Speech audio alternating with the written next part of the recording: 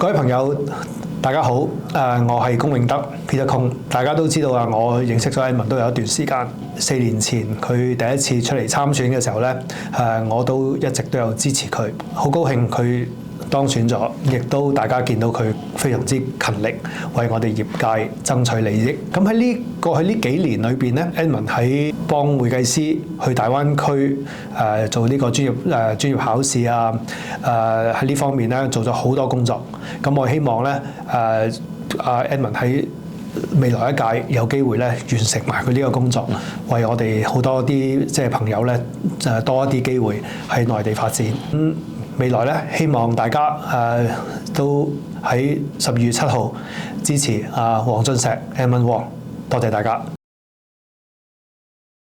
開創未來，我會持續爭取大灣區會計資格專屬考試，讓香港會計師有一個快捷高效嘅途徑獲取大灣區嘅工作資格。